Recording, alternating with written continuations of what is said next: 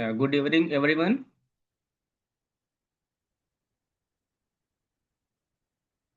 Good evening, sir. Good evening.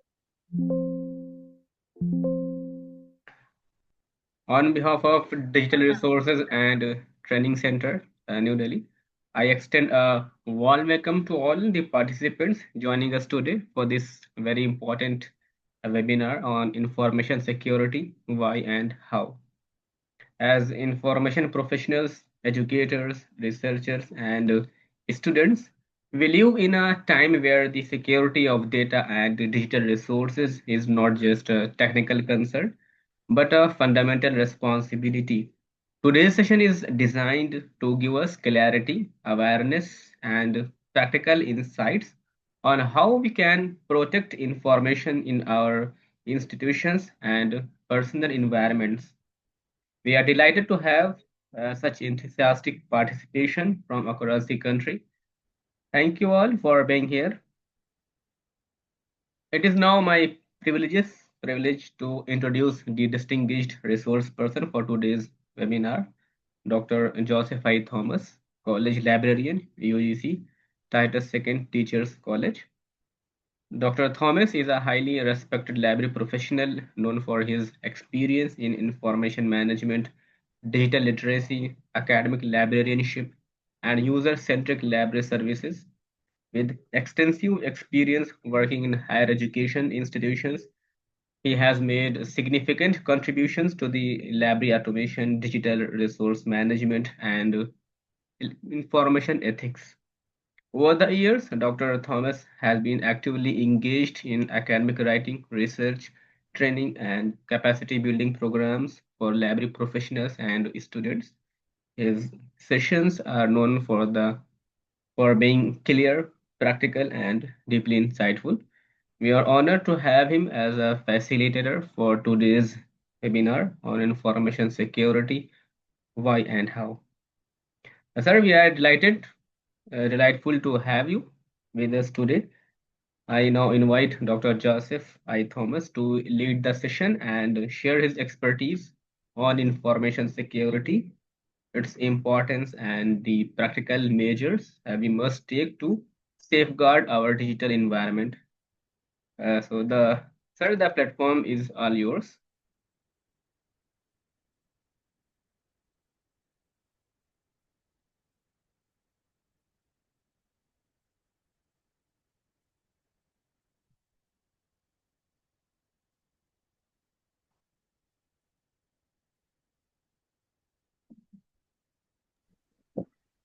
Uh, I thank dear colleague for interview for the wonderful session that you have given me, and I thank on behalf of my college and my personal behalf to DRTC and its members for inviting me for having a session on information security. So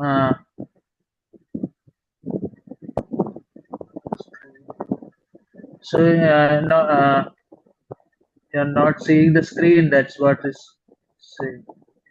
No, just press F5 to in a presentation mode. Press F5 to view your slides in full Okay, screen. Yes. full screen F5. Hmm. Now it's visible, huh? No. Please share your screen now. Okay.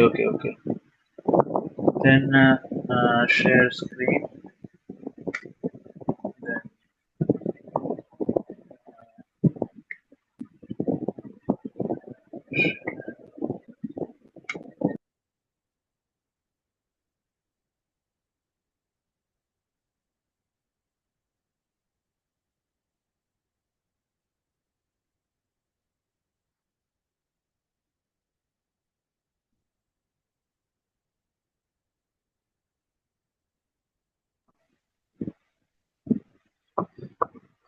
Okay, so what I am going to say is about information security and its various aspects related to information security. Excuse me, sir. Actually, noise is coming from your background. Uh, Not my sound is not coming, huh? No, no, Not sound my is sound. coming, but the noise is Noise coming. is also noise is also there. Huh? Yes, So now is there any noise? I think now it's okay. Had the fan on. Understand? Okay. Okay. Okay, fine. So let's go on to a topic: information security. Why and how? Uh,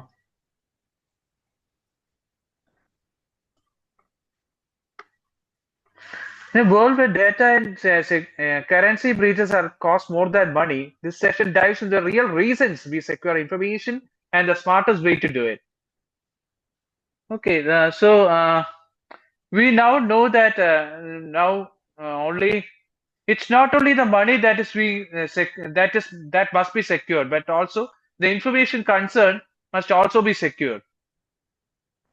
You know how things are in this information society because now all the information sources are given more importance than the physical assets. Not that the physical assets are lost its uh, importance, but information sources are becoming more important or as important as the physical resources. So let's delve into all the types of information sources first and how to secure them.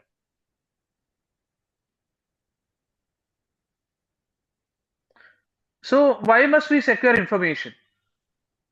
So information is of various types because sometimes information may be sensitive because some personal information will be there, some health information will be there, some economic information, particular institution is there, land acquiring information, etc. are there. So we must acquire all this information from fraudulent persons. So business information must be safeguarded because all the trade secrets are there regarding a particular business to be successful. You need to have some trade secrets, isn't it? So we must acquire the trade secrets also in order to be a successful businessman.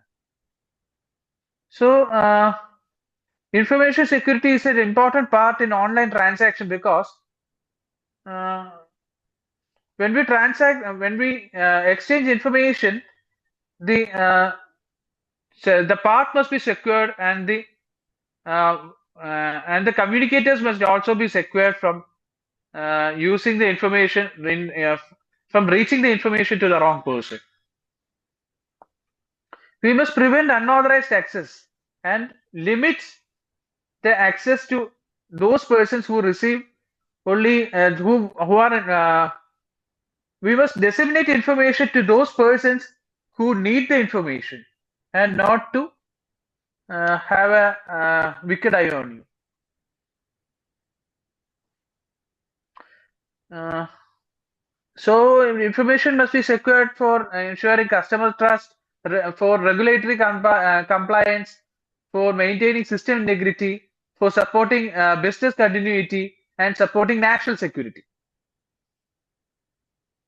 These are only a few examples of why information must be secured.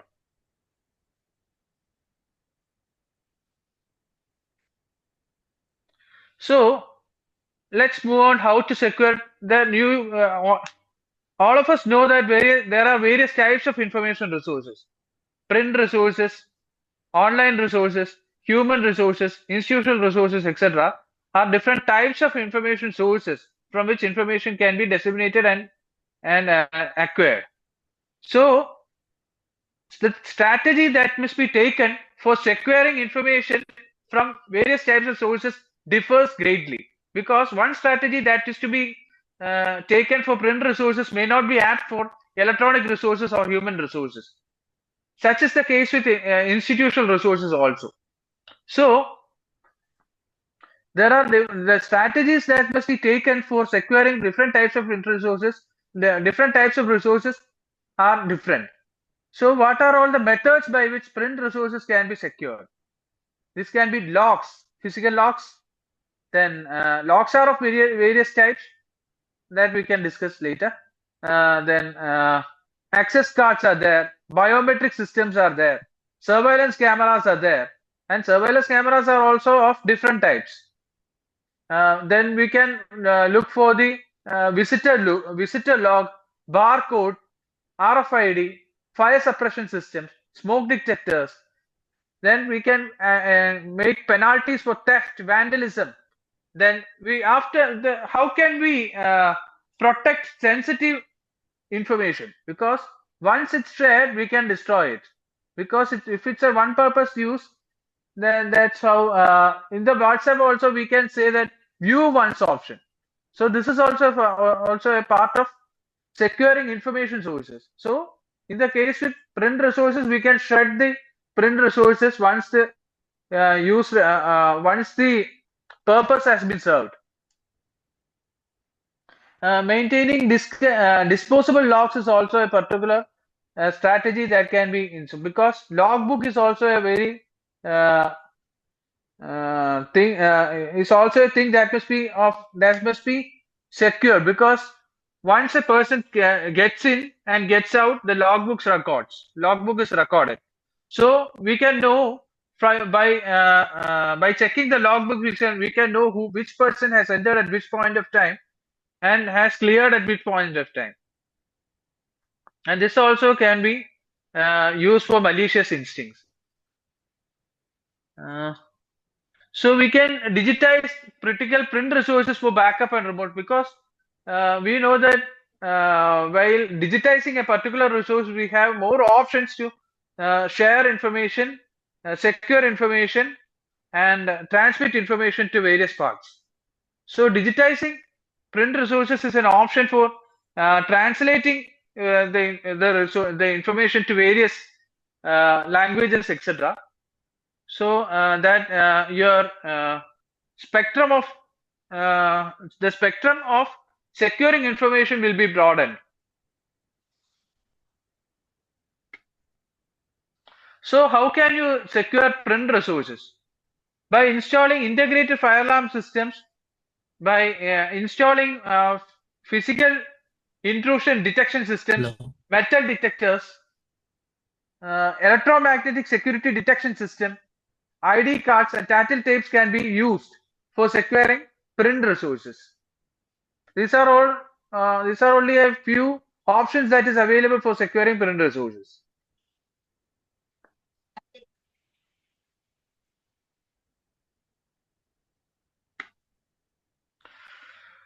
So we all use passwords, isn't it? So password is a method for securing e-resources. So I have a few tips for you to make the password strong.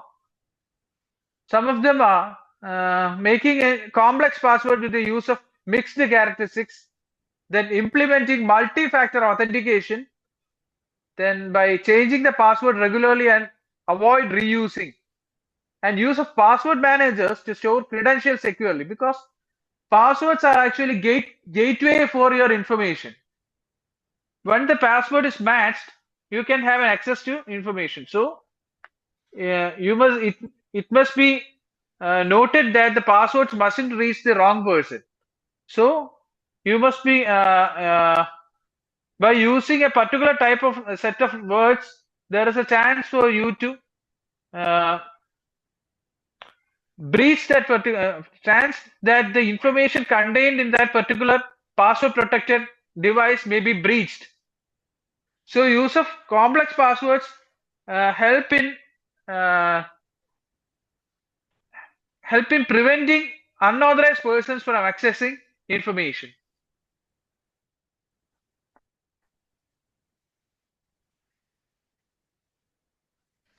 So network level defenses can also be done for securing information. So you can install a firewall, you can install antivirus softwares, then you must update the security tools, and you must configure an intrusion detection system for real-time alerts.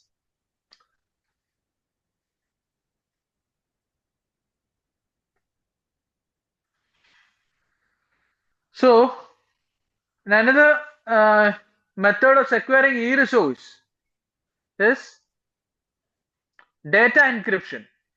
Data encryption is a method that enables you to transform readable data into secure data. Data encryption helps to encrypt files during storage and transcription, because if files are encrypted, only with a decryption code you can actually have you can read the encrypted file. Else it will be not it is not readable, and if you get an encrypted data, it is very difficult for you to transfer a particular information to to another person. Uh, so that is encryption in short.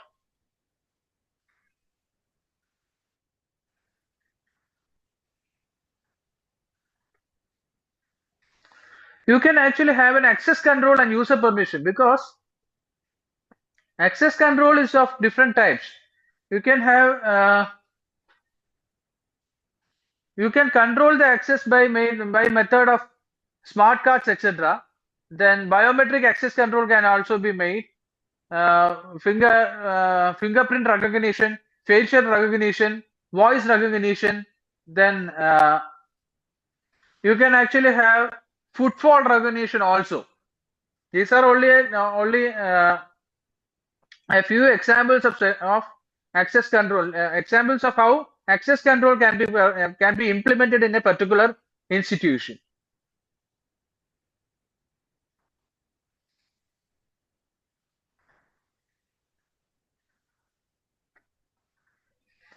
So regularly backupping helps in protecting data loss, because if you have a particular system and if your system gets hacked, then the particular information will be left with the hacker. So in order to avoid that, you can have a backup to the cloud, so that the information will be there in the cloud and more protection will also be there. So regularly backupping data will actually help you uh, from unauthorized access. Then in an event of system failure, you can use from the backup. Then you can give access to various persons to particular set of data contained in the backup, so that they can actually work in that particular area and the backup will be there.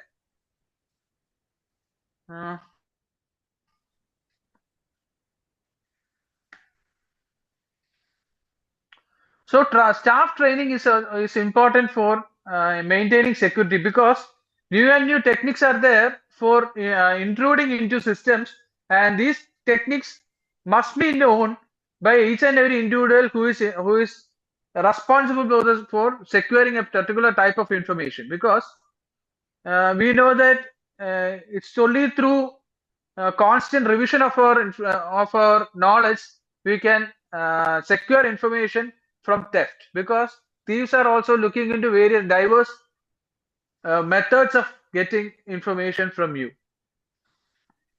So how can that be done? So for that to be done, you must train staff on malware, phishing, safe browsing, etc.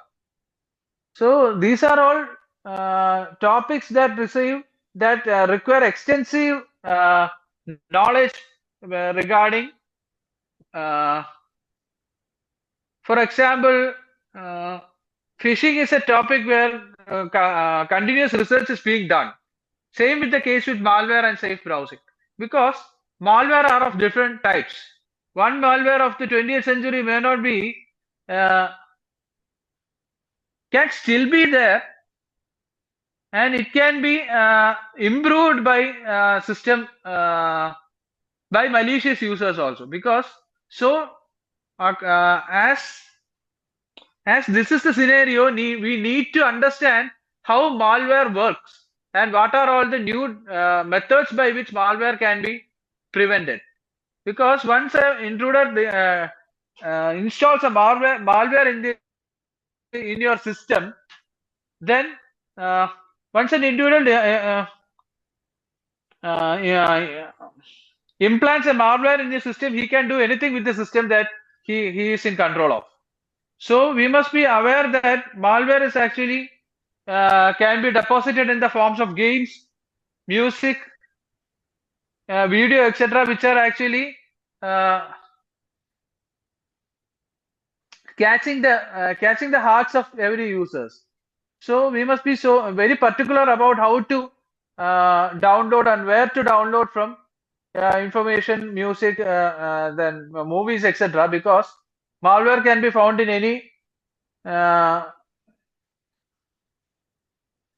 any file that you receive or send.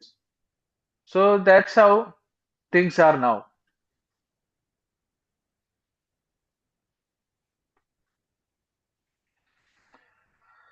So we all share documents, isn't it? We all share documents by various methods.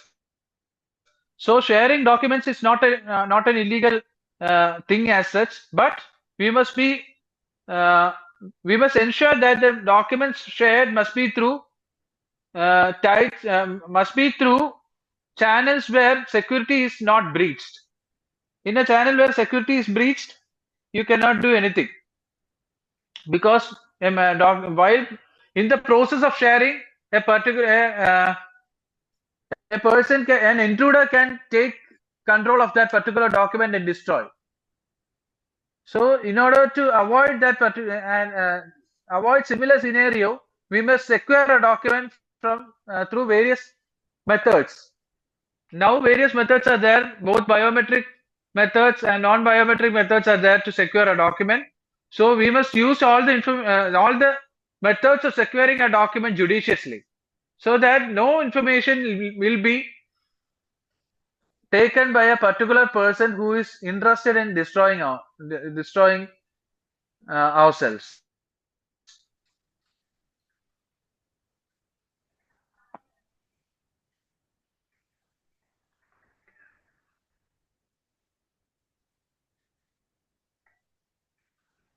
So VPNs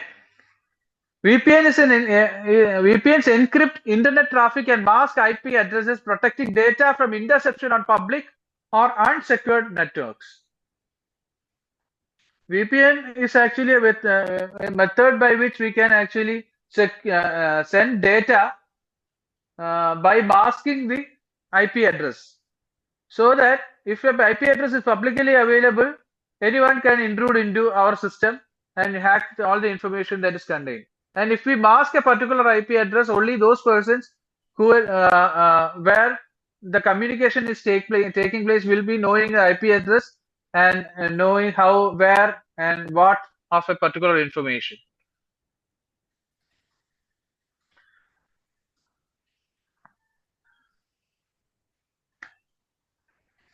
So another method is IAM, Identity and Access Management. Identity and access management systems are frameworks that help organizations manage who can access what within their digital environment.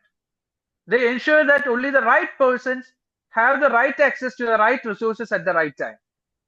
So this will reduce unauthorized access and data breaches, enable easier on-branding, off-boarding, and provide access updates, helps in meeting standards like GDPR, HIPAA, and ISO. This will reduce the use of passwords to remember and faster access to tools. So IAM is also a particular access management measure that can be used for securing digital resources. So DRM, everybody will be knowing about DRM or heard about DRM. DRM is a set of technology and strategy designed to control how digital content is accessed, used, and distributed. An ebook platform might be restricted from printing, copying, and redistributing. So by applying DRM, these controls can be enforced by methods of encryption, licensing, and by software that checks user permission before granting access. So users can be of different types, and different levels of users can be granted different levels of permission. For that, DRM must be used. DRM also enables content creators and distributors to enforce usage policies such as limiting the number of devices a file can be accessed, setting expiration date for access, and revoking permissions remotely.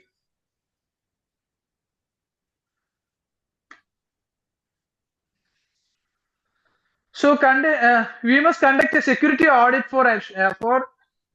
uh, we must conduct security audits so as to identify what are all the breaches that has happened during the past few days or few years. Only through conducting a security audit we can understand how efficient is our security system that is being implemented. If there is any problem in this, but if we in the audit if we find any problem, we can rectify. If we are not conducting any audits, we cannot understand what is the problem in a particular security system, and how can a particular problem be solved, and that can only be identified only by conducting a security audit.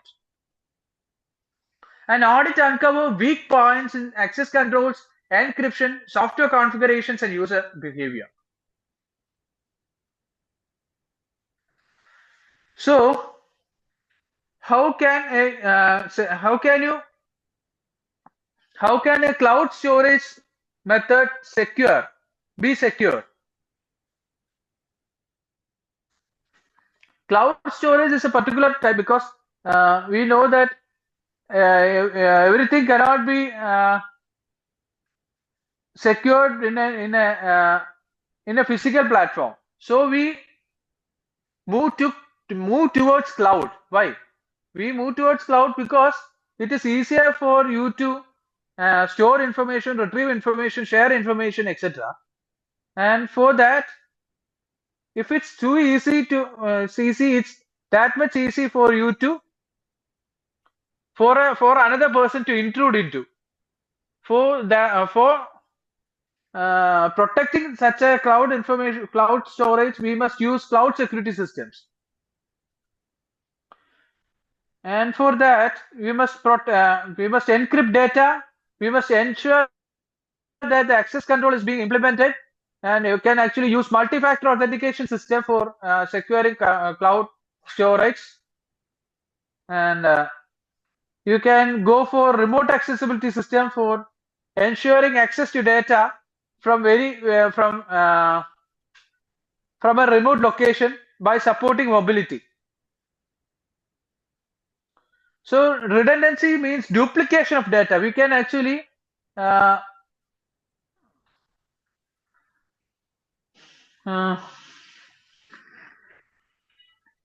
by storing in the cloud, we can actually save space by ensuring that data is not duplicated over servers, and thereby we can ensure that more data is being saved and more people is being used. Yeah, more people uses that particular data from a single server. Okay, from a single knowledge base, we can actually ensure that people are using information from a single server or single site, so that there is no event of duplication is being occurring. So real-time monitoring is also a particular thing that must be done, because real-time monitoring will deter someone from suspicious activity. If a person is having a behavior of taking information from you, real-time monitoring will help control their behavior and make the environment more user-friendly, because we are the custodian of the information that we are the custodian of information that is given to us. So we must ensure that the information stored somewhere must be monitored regularly for ensuring that the information is not breached or given unauthorized access.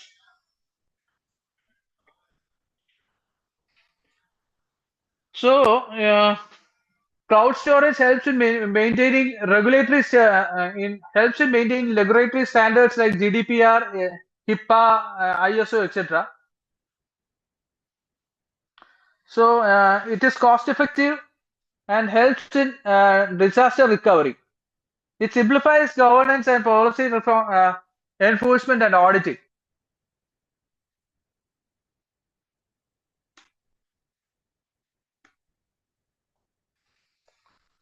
So we must actually test the systems, information systems every now and then, because we can add in every system will have vulnerabilities, and will have their strengths and weaknesses. So the weaknesses must be overcome and strengths must be the weaknesses and strengths of a particular information system must be identified by the system administrator himself, and we must see to it that the weaknesses is not exploited by the intruders. We must regularly check the effectiveness of firewalls and intrusion detection system and access controls, because once it's implemented, we don't know whether the effectiveness have been reduced drastically over time. So we need to check upon the effectiveness of the implemented systems, so that no information will be transferred to people who are not intended to be transferred. So we must actually reduce the chances for databases and service disruption, so that there is no amount of loss, either financially or non-financially, for a particular person who access information.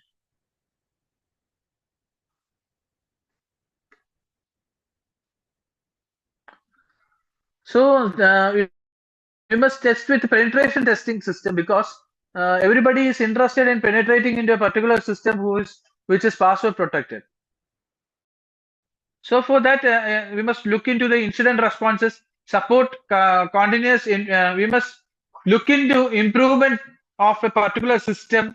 Then we must build trust among the stakeholders and clients, and we must make tailored testing systems, so that if we must know that what is the particular need for a particular system, and how that particular information in a system can be secured, and that particular need not be generalized for a particular system, because some particular system may be useful for a particular environment that may not be suitable for our environment. So we must adapt that particular information policy, that information security policy, that is adaptable to our particular set of data, because one policy may not be suitable for our purposes. So after audit, or after audit, we must understand all. We must provide in detail what are all the strengths and weaknesses of a particular information system. Then only we can identify the problems in a particular system, and we can act accordingly.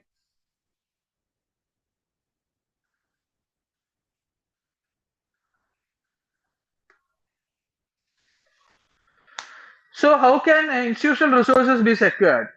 By implementing role-based access control, by using multi-factor authentication, by encrypting data in rest and transit, by conducting regular security audits.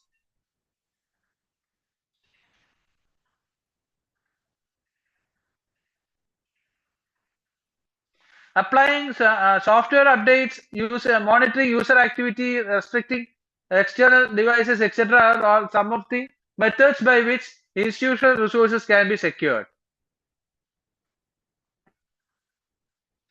So securing human resource is also important, because we know how humans are important. human resources are important sources of information. So we must define various procedures for recruitment, communication, and protection. Uh, we must screen sources of reliability, background, and potential risk, and employ encrypted messaging apps and secure networks. Avoid linking sources to identify information unless it's absolutely necessary, and share the source identities only with personnel who need to know. And we know that persons are of different types, and we must provide them with what a particular person need, because some persons will be in need of psychological support, some may be in need of training, and some may be in need of uh, identity masking, and some may be very vulnerable to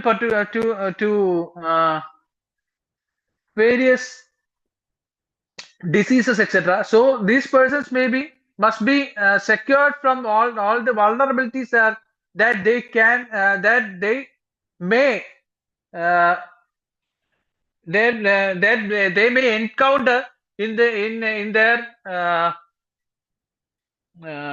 life, because we know that human resource is very much as important as a computer resource or an online resource, because some information is very much uh, can only be transferred by a human resource, and no other resource can replace a human resource. So that is the importance of human resource.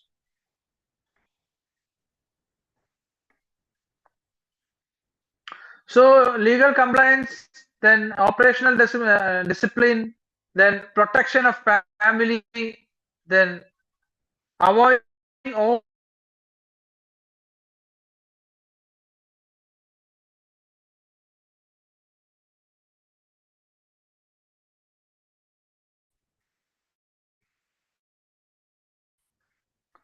So this is how I have. Apart from that particular information, I have come with a book called Mastering Information, Lockdown Mastering Information Security, and it is being jointly ordered by myself and my guide, Dr. B. Mini Devi, and it has 7 chapters, and all of them have been dedicated to securing how a particular information source can be secured.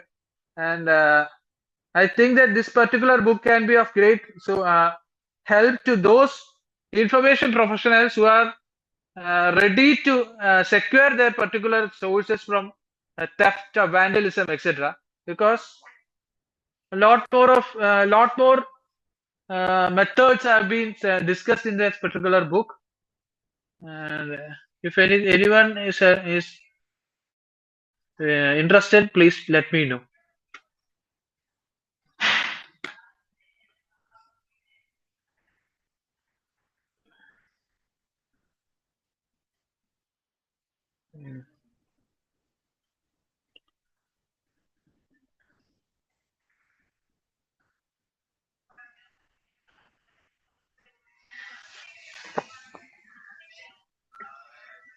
Hope we have uh, hope I have covered all the aspects related to information security. If anything, if you want to need, if you need to know, if you need to know regarding securing information sources, please. I am willing to share with you all the information that I know regarding how to secure information from intrusion. Thank you so much, sir, for these valuable insights. Participants are Thank requested to keep posting their questions in the chat box, or they can also ask to the sir. Just unmute yourself. And if you have any question, then you can ask directly. Sir, hi sir. I am Viresh, Okay. student Library and Information Science, Bangalore University. Sir, I have one OSC. question for slide 2. Huh. RFID tags. I don't know what is RFID tags. Can you explain me, sir, please? Yeah. RFID is radio frequency identification, and RFID is widely used in libraries to secure books from being theft. from being stolen. Understand? RFID tag is placed in a particular book, and if only a book is being issued, you can take the book from the to take a book out from the library. Else, the RFID detector will blink light or blink sound, etc. If the book is not reissued, if the book is stolen. Understand? The chip is there in the book, so that if the book is not issued, the RFID gate will blink, and if the and it will make noise also. If it is programmed like that, it will make noise also, so that no books which is not issued will be taken out from the library. Understand? Yeah, I would like Yes. to Yes, sir. also Thank you so much, sir. tell Thank you. that today we had a session in this topic, the RFID technology, practical approach in the afternoon. So in that session, Excuse me, sir. we discussed all these things Sir, in detail. Yeah. sir, I have a question, sir. Okay. Sir, good evening, sir. Myself, Partha Sardi from Periyar University, Tamil Nadu. Sir, how Okay. to conduct a security audit, sir? What is the idea? So security audit is a must be conducted because uh, you know how to conduct an audit, isn't it? Yes, sir. Yes, sir. Audit Normal audit audit. statement audit statement you know, but Yes, sir. security audit means you need to audit all the security concerned, all the resources concerned. Okay. So conducting security audit resources are it has a form actually. It has a form that it is meant for the resource e-resources. It is meant for e-resources actually. Understand? Okay, sir. Okay. So what are all what are all the policies, IT policies that must also be checked, because we secure a particular information based on the policy of a particular library, isn't it? So Okay. while conducting a security audit, we must identify the policies, and we must identify the vulnerabilities, and we must identify the threats and weaknesses. Understand? That also requires the identification of network configuration, then how employees are using a particular network, and which time these persons are coming in, and which type of information are these people taking in, and is there any security threat in that particular information that is being used by a particular user. These are all the things that must be taken into account. Understand?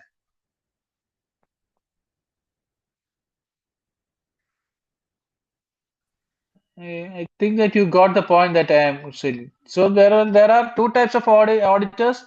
There are internal auditors as well as external auditors for conducting a security audit. Because internal auditors are institutions' own auditors, and external auditors are third-party auditors. So these two persons can help in identify what are all the vulnerabilities a particular institution has, and they will make a report out of the vulnerabilities that a particular organization has, and they will and a organization can act accordingly. Understand? Yes, Because sir. Yes, sir. I will understand. okay, fine.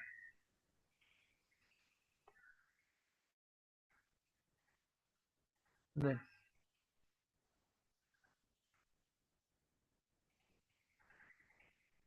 any other questions?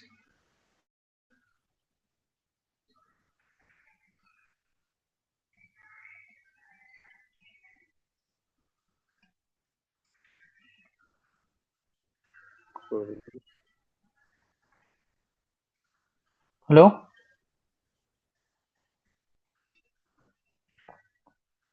Yeah. Yes, sir. Yeah. If there is any questions, I am open for questions actually. Is there any?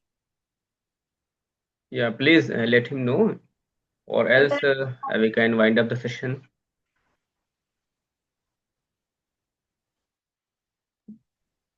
Okay, thank Good you. evening, Thank sir. you very much. Yes. Yes, Sir, yes, can you, Hamish. can you explain once DHR, Digital Human Rights, sir, once? What? Digital Human Rights one explains that one, sir. I didn't understand that one. Is it DHRM or DRM? DHR.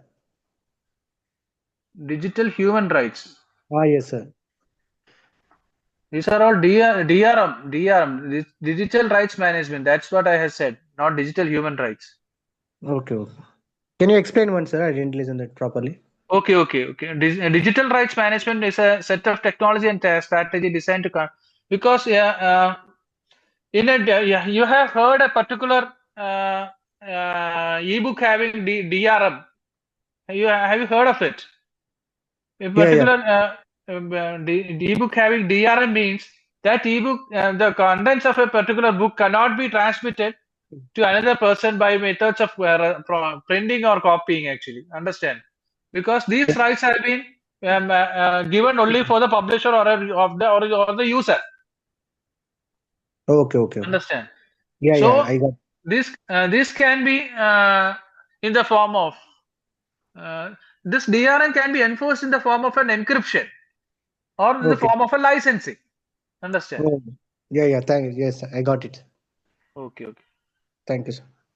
Okay. Sir, I have one question.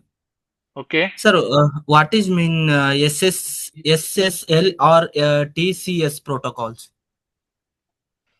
SSL, secured sockets layer. Understand? SSL protocol, secured secured sockets layer, SSL. Sir, Web server, TLS it's secured sockets layer is actually used for it's a protocol that is used by encrypting a connection between a web server and a client. Understand? Because in a network there is a client and a web server. You know that, isn't it? In a network there is a web server. In a network there is a web server and a client. So for protecting the information exchange between a web server and a client, we ensure there is a protocol called SSL, Secured Sockets Layer Protocol. So that will be by SSL we can ensure privacy, authentication, data integrity, etc. So the essence is that is a web server. The SSL is being implemented in a web server and a client for meaningful interchange between a web server and a client. So the messages transferred between the web server and the client will be limited within themselves. Understand? Yes, sir. Yes, sir. Yes, sir. Sir, TLS means, sir? TLS is a transport layer security. Understand? Yes, sir. Thank you. Thank you so much. Okay.